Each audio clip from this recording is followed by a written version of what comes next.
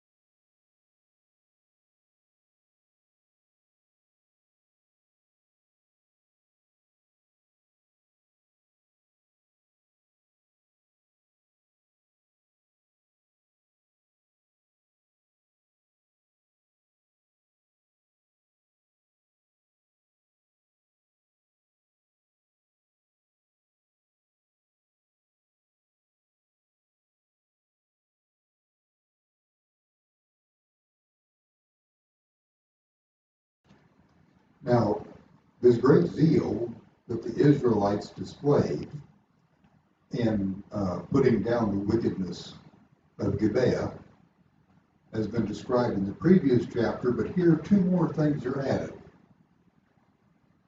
that they had sworn and done. First, they bound themselves to destroy all the cities but would not send representatives or fighting men on this occasion, and sentence them to a curse, those that would refuse. There in verse 5. Those not showing up, evidently having not that much anger at the terrible crimes committed, and not being concerned for saving Israel from the wrath of God, which would come surely upon them if they didn't put this evil from among them. When Israel did not police itself, God would police them. And likewise showing no regard for the authority of the common will of Israel, coming together to consult on this matter. And secondly, they made a solemn oath that none of them present there would give a daughter to the Benjamites, who had been so sorely decimated at this time. There in verse 1. But then we can see the deep concern of the Israelites for their injured tribe, the destruction they'd accomplished themselves so recently. They would agree before at the Benjamites that now they couldn't have just as much grief for them. They repented for Benjamin, their brother, it says in verse 6. When you're doing well, you can still overdo it. What seems like a supernatural cause can be unnatural in its effects when you try and put it into effect in our own world. And you shouldn't let your zeal for divinity swallow up your humanity. And herein they had discovered they'd gone a little farther than perhaps they might have. Necessary justice is done with compassion. God doesn't punish with delight, and neither should we. Now, they have here the work of repentance to do. Strong passions often lead to that. Their calmer thoughts are going to lead them now to wish they had undone part of what they accomplished. And here, in this case of a civil war, victories really shouldn't be heralded by great celebrations and triumphs, because after all, no matter which side gains, the whole community is going to lose. They're fighting against their own people here. So, they expressed their concern about the Benjamites. They have grief for them. They come to the house of God. They bring their doubts there. They come for their counsels. They bring their cares there and their sorrows before the Lord as they should. They lifted their voices up and wept sore, it says in verse 2. So almost the entire destruction of a tribe. This is the complaint they put before God in verse 3. There is one tribe lacking. They make treaty with the refugees, now hiding in the Rock of Rimmon, in verse 13, and try to provide wives for them, that they could be built up again. So there was some justice that had to be done on the city of Jabesh Gilead, because they hadn't shown up to the convocation either. That belongs to the tribe of Gad. The they looked over who had gathered, found that those men had not arrived, and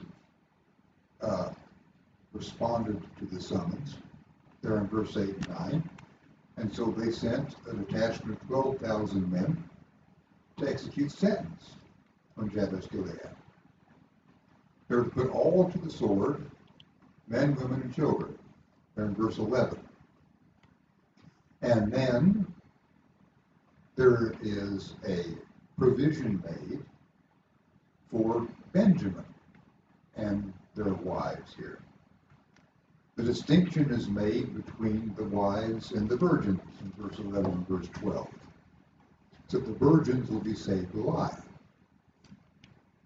This was not unique to this particular attack. Back in Numbers 31, starting in verse 17, we can read, "Now therefore, kill every male among the little ones, and kill every woman that hath known a man by lying with him.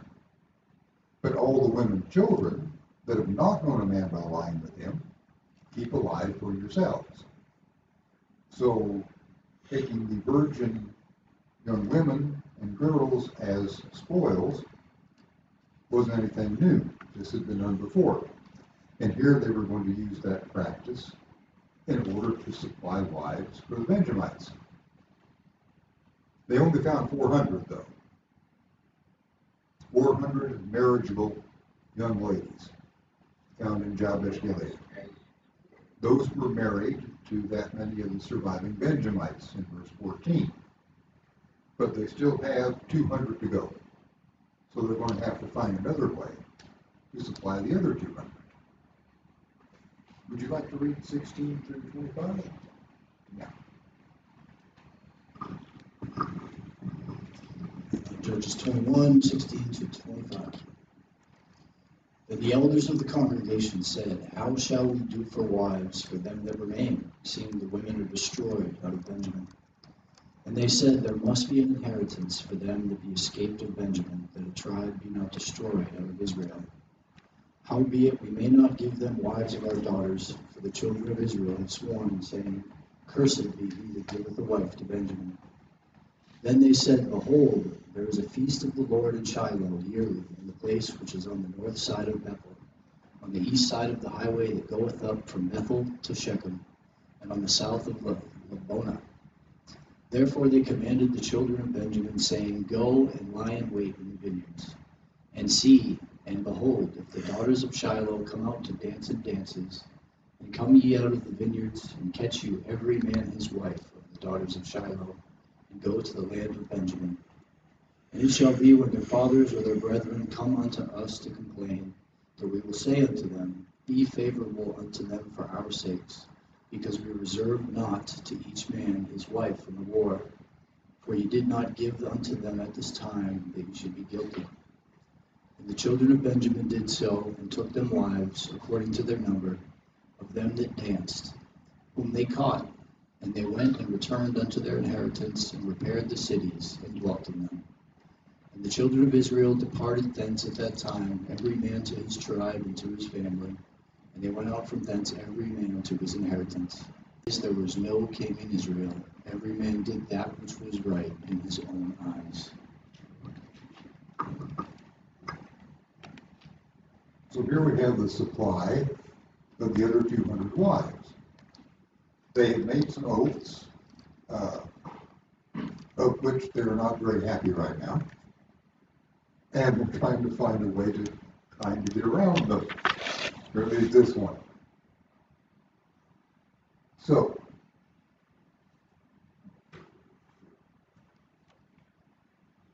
we have a method here to provide our 200 extra wives. We have an opportunity with this public ball at Shiloh, there in verse 19, where we will have a lot of young ladies, unmarried, dancing in public, making them relatively easy prey to go out and grab them. Now, the elders of Israel go to the Benjamites and give them authority to do this. They tell them to lie in wait in the vineyards that surround the green where the dance will be done, there in verse 20 and 21, and go and snatch yourself a wife, every man of you. They haven't said anything to the fathers or families of the young women yet. They're going to have said, we'll handle them later when they come along and complain. Complain is possibly a tame word to use. I hate to tell you this, but guess what? Your daughter's somewhere else now. But the fathers of the young women are to be told by the elders that, first of all, there was an urgent need.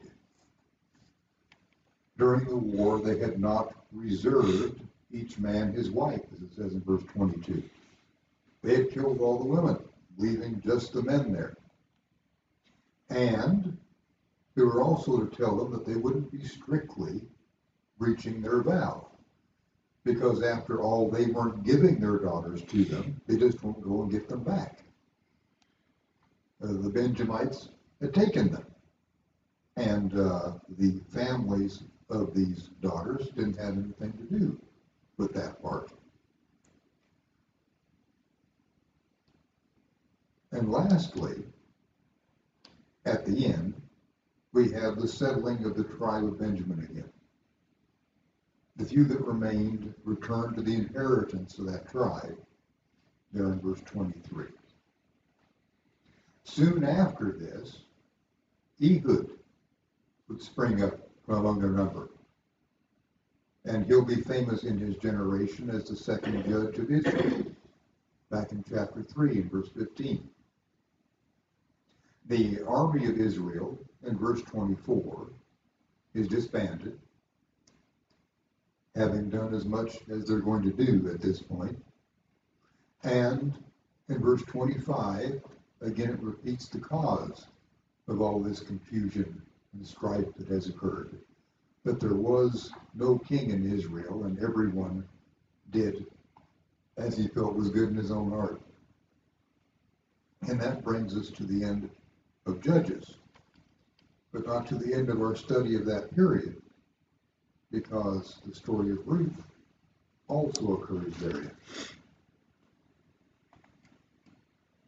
Now, Ruth follows a family rather than the doings of great generals, rather than the rise and fall of tribes and nations. It covers the personal lives of some people living during this time. And we can see a shadow of the normal Christian experience here in Ruth and her decision to follow Naomi. Ruth serving, her resting after her service, and her reward.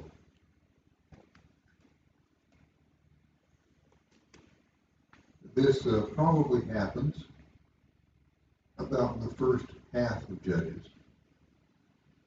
but we don't know exactly when.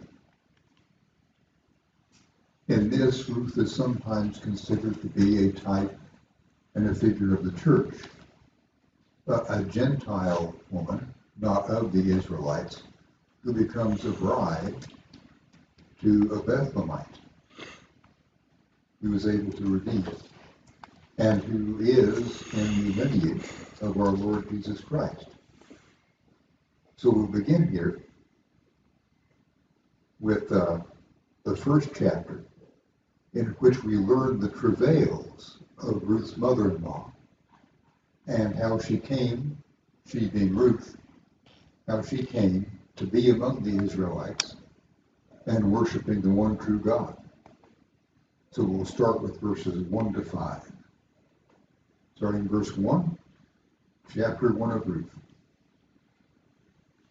Now it came to pass in the days when the judges ruled that there was a famine in the land, and a certain man of Bethlehem, Judah, went to sojourn in the country of Moab, he and his wife and his 2 sons. And the name of the man was Elimelech, and the name of his wife, Naomi, and the name of his two sons, Mahlon and Chilion, Ephrathites of Bethlehem, Judah. And they came into the country of Moab and continued there. And Elimelech, Naomi's husband, died, and she was left, and her two sons. And they took them wives of the women of Moab, and named the name of the one was Orpah, and the name of the other Ruth. And they dwelled there about 10 years. And Mahlon and Chilion died also, both of them. And the woman was left of her two sons and her husband. So here, things have gone from bad to worse for this family. This is in the days of the judges ruled, as it says in verse 1. And we are going to be seeing a particular eye towards Bethlehem in this story. Through that king, the Messiah himself will come out there. And to one of the two Gentile mothers, those being Rahab and Ruth, who are in his bloodline. So we begin with a famine in the land of Canaan. The land usually flowing with milk and honey. A good land, as we've been told.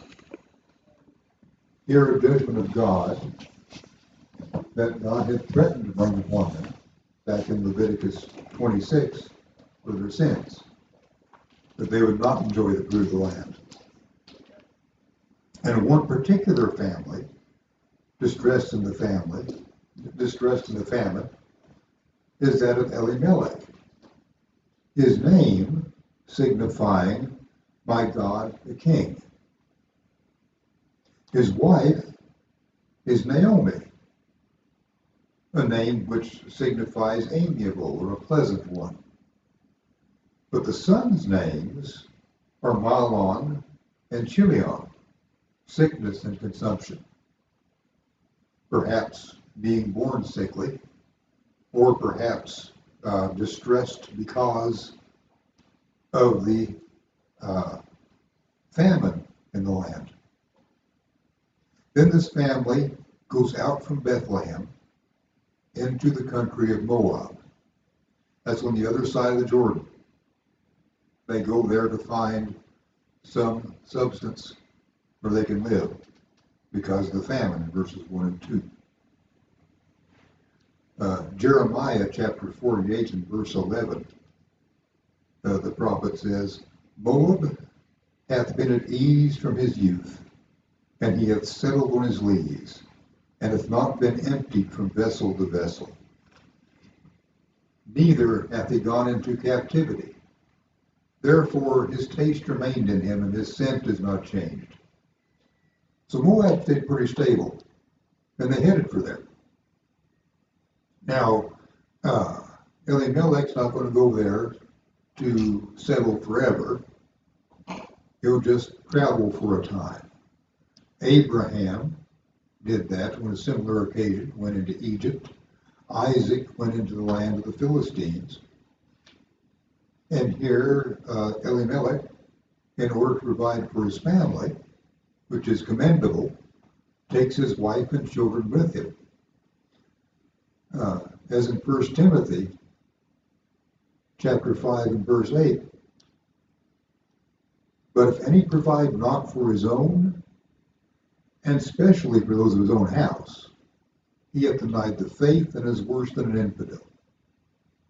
But here we find that the man of the house is doing his best to provide, although we're not quite sure how his removal to Moab is justified.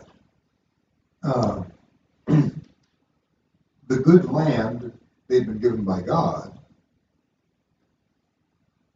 would probably support them. We also know that their neighbors aren't all moving out, and he should have been willing possibly to take his lot with the rest of Israel, even under God's judgment in his good land. Those who stayed behind, it seems that the famine was not so extreme. Also, besides leaving, you have to ask, why does he go to Moab? He could have found plenty in some tribe of Israel, perhaps. For instance, on the other side of the Jordan, those that are bordering on Moab. But here we find he goes into Moab. We're not told exactly why he makes this choice. But it results in the marriage of his sons to two of the daughters of Moab after his death. They're in verse 4. That is generally considered a poor choice, to marry those from the people round about. But here it happens. Naomi then loses her two sons as well. Her husband in verse 3, the two sons in 5. Shows us that wherever you go, you can't outrun death.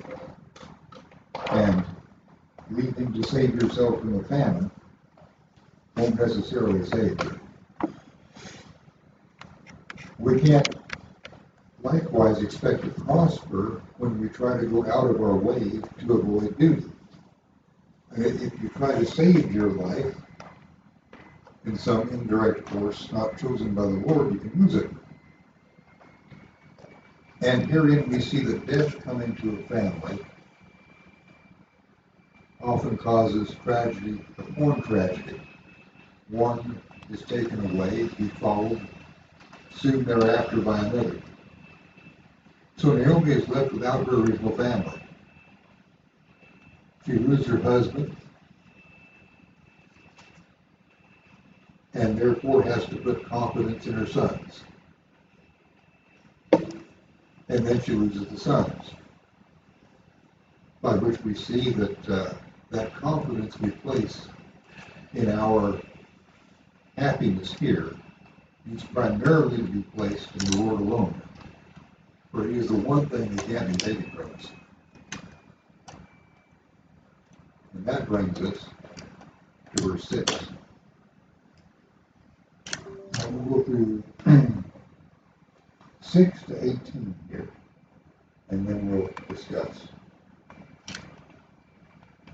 And Naomi said unto her two daughters-in-law, Go return each to her mother's house, and the Lord deal kindly with you, as ye have dealt with the dead and with me.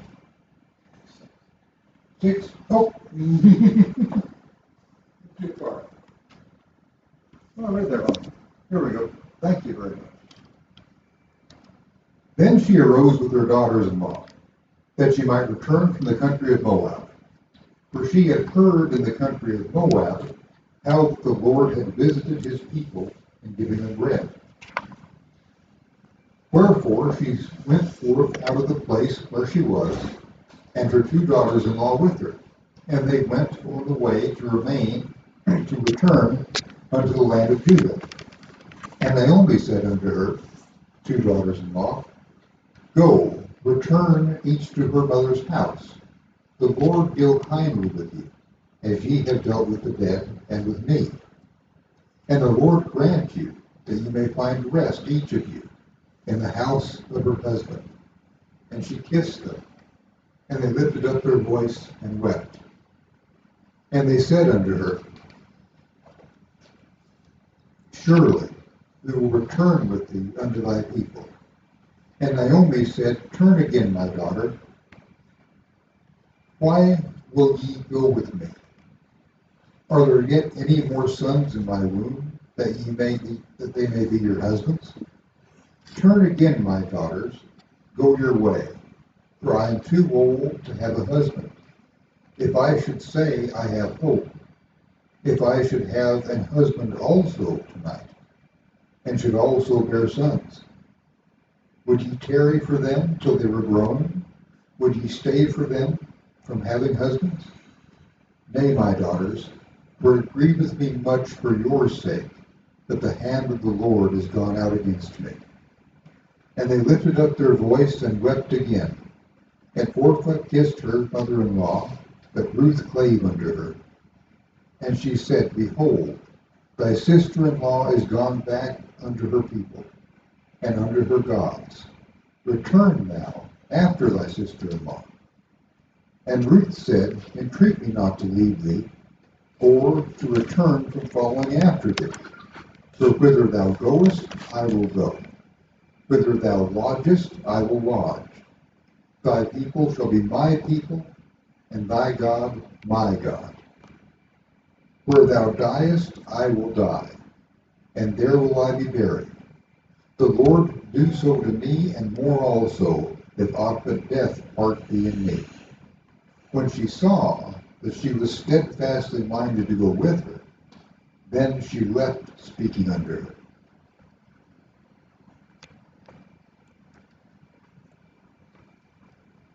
So, Naomi has some affection for her homeland here in verse 6 and is ready to return to Israel. Moab had given her shelter and supplied her in a time of need, but she didn't intend to rest there forever. God returns in mercy to his people. Though he'll contend long with them, he doesn't contend always. God visited his people, it says, in giving them bread. And Naomi returned them in duty to her people. She must have inquired of the harvests and how the markets went back home, and discovered that when the food was there again, she could go back. So Naomi at last has some good news brought to her of having plenty in Bethlehem. And she can't think of anything other than returning to there again. We also see the affection of Naomi's daughter-in-laws, one of them especially, toward Naomi. No doubt in return for good treatment of them. They were both accompanying her, some part of the way at least, as she returned toward the land of Judah, there in verse 7.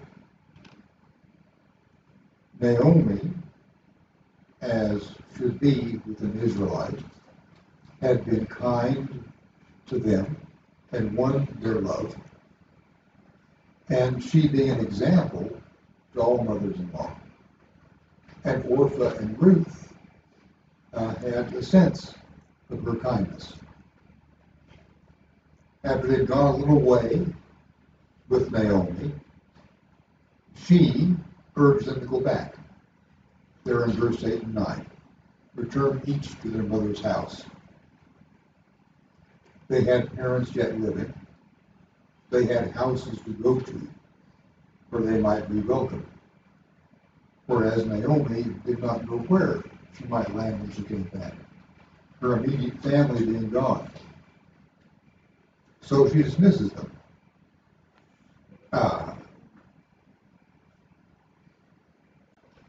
As we should to those who have been in good relations with us, we should give them praise for how they've treated us. You have dealt kindly with the dead and with me, she says, referring to her late husband and sons and herself. And she also sends them away with prayer. Friends, when they part, probably part with prayer. She sends them home with her blessing. In this blessing, she twice mentions the name of God. Her God, Israel's God, the only true God, directing her daughters to look to him as the only source of good for them. And she prays in particular that they will be happy and marrying again. The Lord grant that you may find rest, each of you, in the house of her husband. It's fit that younger women that may be widows should marry. 1 Timothy chapter 5 and verse 14 tells us, I will therefore that the younger women marry, bear children, guide the house, give none occasion to the adversary to speak reproachfully. And so Naomi advises her daughters.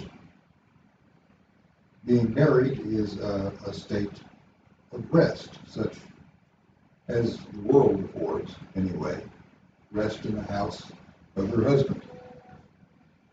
That rest is God's gift. If there's any satisfaction or contentment to be found in our condition in this world, we must acknowledge God in it. And so here, she shows them the love of Israel's God, gives them that blessing, and gives them her great affection as well. She kisses them, wishing she had something better to give them. The silver and gold she doesn't have. Now, these two young widows don't think of parting with her at this point. But Naomi sets herself to convince them not to go with her in verses 11 to 13. Naomi mentions her affliction, the condition she's in now. She has no sons in Canaan, no near kinsmen that might have been some encouragement for a comfortable settlement in Bethlehem. She says, she grieves me more for your sakes, that the hand of the Lord has gone out against me.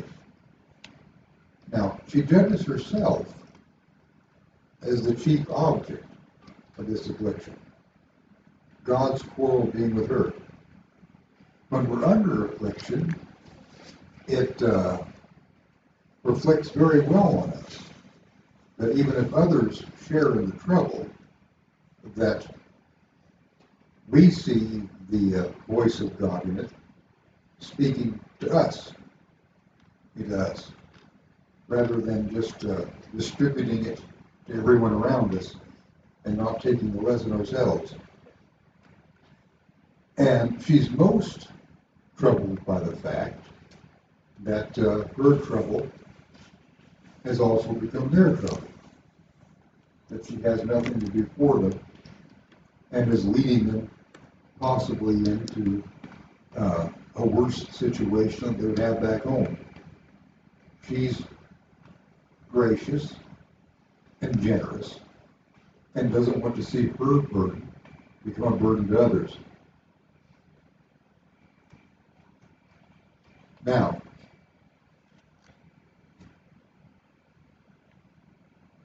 did she do well in discouraging them? Because to come with her, of course, that could save them from the idolatry of Moab, bring them to the faith of God Israel. There are a couple considerations here. If they come with her, she doesn't want to have them come on her account. If you take up a religion or a profession thereof, being complacent to your relations or your friends, or following along with the crowd, that can be of small value and not last very long. Also, secondly, if they came with her, she would want them to make it their deliberate choice, to sit down and count the cost of coming out of their land into the new one. In Matthew chapter 8, starting in verse 19, our Lord does the same. Where we read, and a certain scribe came and said unto him, Master, I will follow thee wheresoever thou goest. And Jesus saith unto him, the foxes have holes, and the birds of the air have nests, but the Son of Man hath not where to lay his head. If you're going to come with him, you're going to have to take up your burden and your cross and carry it. Now, Orpah was persuaded to yield to the temptation to go back home, back to her country and her people, her father's house and her gods. They both lifted up their voice and wept again, verse 14. But it had a different effect on each of the two women. Orpah, for her, Naomi's statements were a savor of death unto death. The inconvenience that she had to count on going to Canaan sent her back to Moab. On the contrary, Ruth's resolution increased, strengthened her affection for Naomi and Naomi's wisdom and goodness. She was never so charmed as upon this occasion. It was a savor of life upon life to her. So Orpah kissed her mother-in-law, took affectionately to her, gave her a farewell without any purpose to follow her thereafter.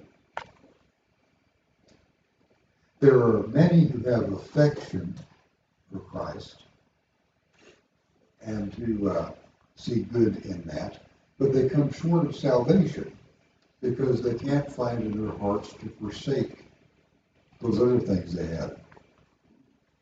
Again in Matthew, this time in chapter 19, verse 22, we read, "But when the young man heard that saying, he went away sorrowful, for he had great possessions." Do you remember what the saying was?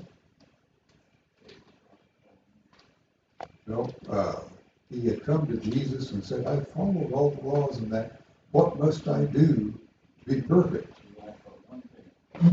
Sell all your possessions and give them to the poor. Yes. That was one thing. And he had great possessions. So that young man, following the law, seeing the good in Jesus, but he couldn't walk away from what he had. Here, Ruth was ready to walk away from what she had into a foreign land, a foreign people, and a foreign God. Remember, she was a daughter-in-law. She wasn't raised by Ruth. She learned of the God of Israel when she married Ruth's son and had converted thereto. Now, so as it says, Ruth clave unto her. Could well be out of sincere affection to the God of Israel and to his law, which Naomi would have instructed her in, being a part of the household of Israelites here. So Naomi tries to persuade Ruth to go back, citing her sister's example in verse 15, and Ruth puts an end to the debate by professing her resolution never to forsake her, not to return to her own country, in verses 16 and 17. It was as fine and brave a statement as one can make. She seems to have quite another spirit and speech now that her sister is gone. She begs her mother-in-law to say nothing more against her going. "Entreat me not to leave thee, or to return from following after thee." And she's quite particular in her resolution. She speaks the language of one who's resolved for God and heaven. First, you'll travel with her. Wherever you go, I will go, even to a country she's never seen before. Second, she'll dwell with her. Where thou lodgest, I will lodge. Third, she'll have the same interests as her. Thy people shall be my people. He's evidently concluded from Naomi's character that she comes from a good people, and a wise nation. Fourth, she'll join in religion with her. Thy God shall be my God. Fifth, where thou diest, I will die. Taken for granted that they will both die, probably Naomi the elder will die first. Here Ruth resolves to continue in the same place, even after Naomi is gone. She'll die there as well. Sixth, she'll be buried in the same place, lay her bones by the bones of the one who's led her out of Moab. Not desiring to have her body carried back to the land of her kinsmen, but remaining in the new land that she's adopted. And she backs up this resolution with an oath. Lord, do so to me and more also, if aught but death part thee and me. Now, that implies, of course, that death will separate them for a time before they both gone. And it's a resolve that nothing else is going to. No kindness from her own family or people will bring her back there, and no unkindness from Israel will drive her out. And this is where we see the pattern of a convert to the one true God. You've got to be at a point where you take the Lord for your God. This God is my God forever and ever. We take God for our God. We take his people to be our people. We are his son, daughter, and the others are also children of God. We are a family under him. They might be a poor and despised people, but if they're his, they're going to be ours. We have to be willing to fare as those people fare. Take the same yoke on us and draw it faithfully. Take up the same cross and carry it cheerfully. We're going to go where God wants us to go. We're going to live where God wants us to live. We'll die where he will have us die. We'll lay our bones in the graves by others of the upright who follow the Lord. And resolve to continue and persevere. Adhering to Christ is even closer than Ruth and Naomi. She resolved that nothing but death would separate them. But death won't separate us from Christ. And we bind our souls to these resolutions and swear to the Lord that we will cleave to him. There in verse 18, Naomi is silenced. She sees that Ruth is so steadfastly minded to go with her. And likewise, that voice of the tempter or of the naysayer will be silenced with such a resolve of the believer as Ruth has shown. Those doubts will go away, and those temptations will be put behind you when you've committed yourself that way to the Lord. And that brings us to the end of the chapter 19. Would you like to close out the chapter for us?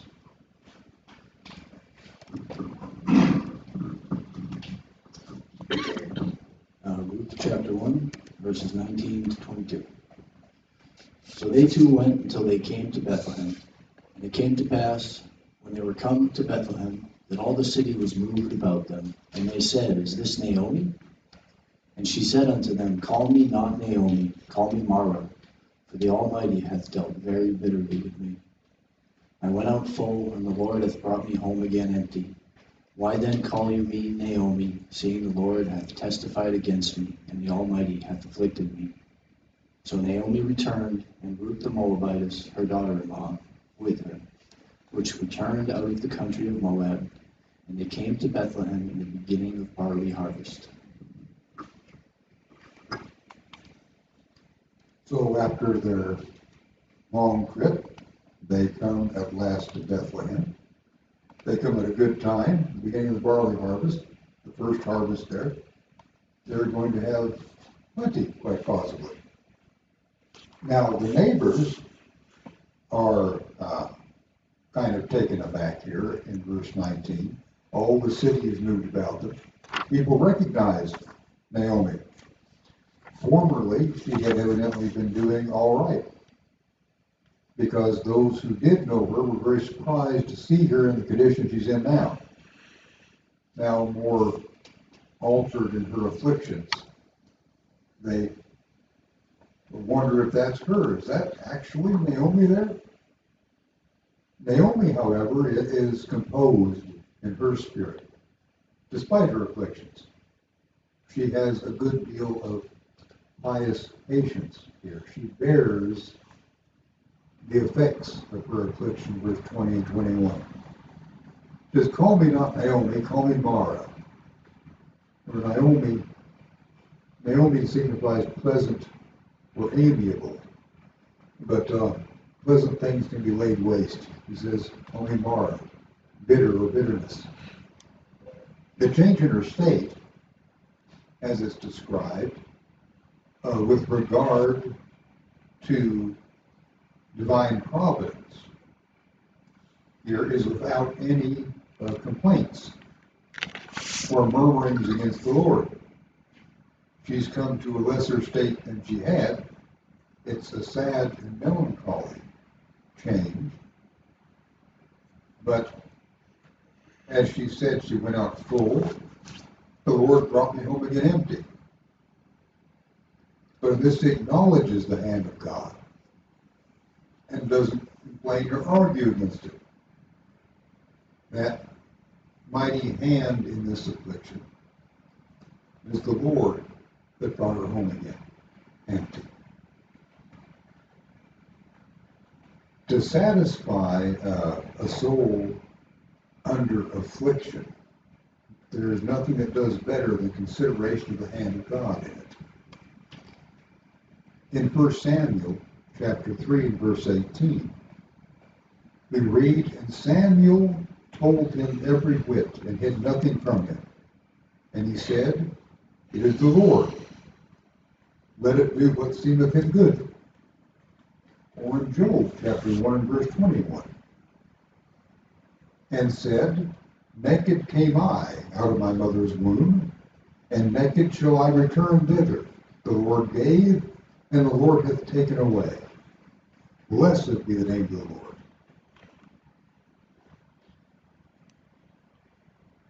She speaks the feeling of the impression that the affliction is made upon her. He has dealt very bitterly with me, she says. The affliction is a bitter cup to drink. But in Hebrews 12 and verse 11, we read, now no chastening for the present seems to be joyous, but grievous. Nevertheless, afterward it yieldeth the peaceable fruit of righteousness unto them which are exercised thereby. Now it depends on how you're exercised. If you're exercised to complaining and murmuring against the Lord, or blaming your neighbors for what they must have done wrong to cause the bad conditions. But on the other hand, if you're exercised of your bad thoughts, bad habits, and wrong ways, then that peaceable fruit of righteousness comes out. Now, she's compliant with the change. Just call me not Naomi. I'm not pleasant. Not pleasant to myself or my friends right now. Call me Mara, a name that's better for her present state. A lot of people who are impoverished or debased from position, call themselves by empty titles and names of honor, honor that they had enjoyed in vanity, though they don't quite have them anymore. But here she has her heart humbled under a humbling providence. Her condition is brought down, and her spirits are brought down with it. She is not proud in her calamity, but she is patient.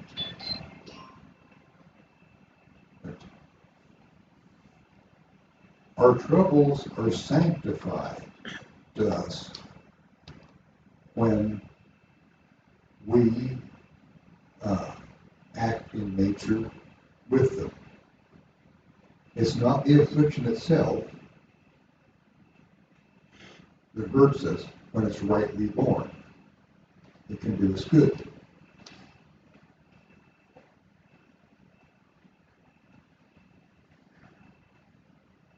There are a lot of calamities that will be lost to you, because calamities are opportunities.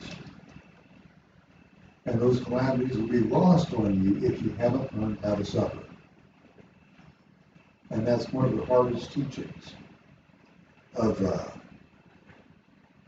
religious or spiritual life, that there are a lot of people who are ready to tell you how to advance in your finances and how to be healthy all the time and how to fix that marriage up so it's always pleasant, and how to instruct your children so they always behave, and how to do very well with a life that's going very well in all ways. But the thing that true spirituality and faith can do is it will teach you how to suffer. What can you do when it's not going well? And when it's not going to get better yet?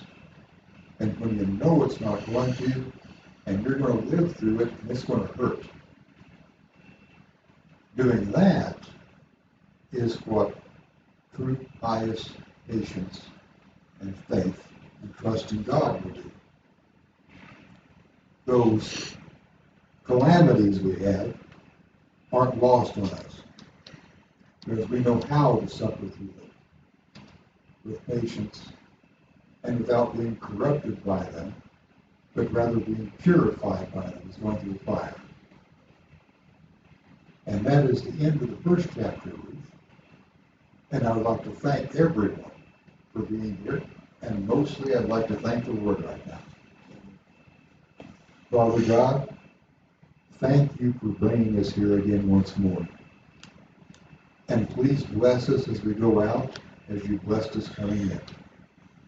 And Lord, be with all those out on the road tonight. Send your angels before them to spring every trap of the enemy. Protect them from all those dangers of the road, both physical and spiritual.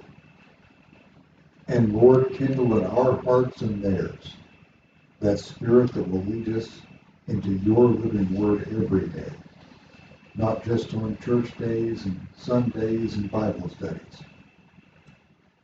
And Lord, show us that wisdom therein that you have laid up for us. And if you will, Lord, bring some of those past our doorstep, that we might serve them in the name of your Son, Jesus Christ. And in his name I pray, and amen.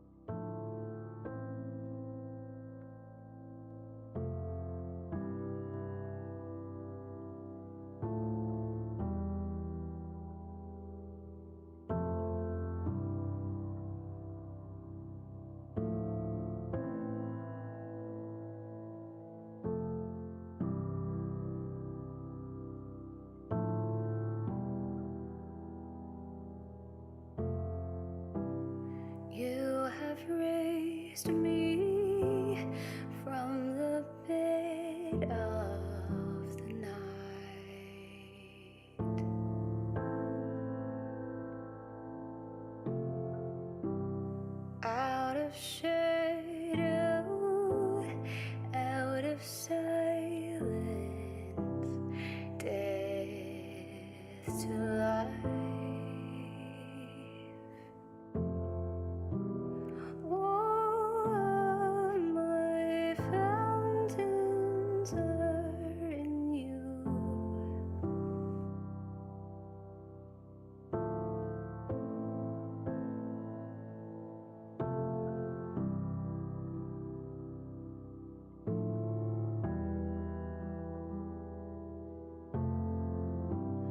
You are faithful, and your love is strong.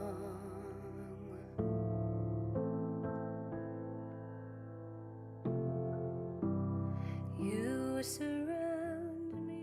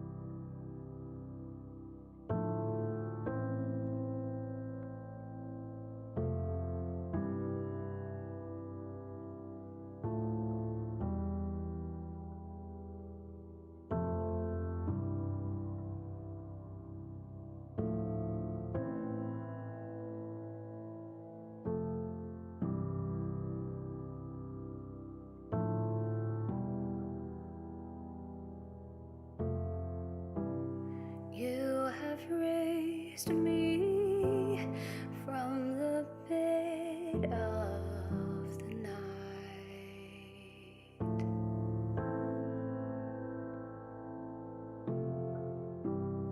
Out of shadow.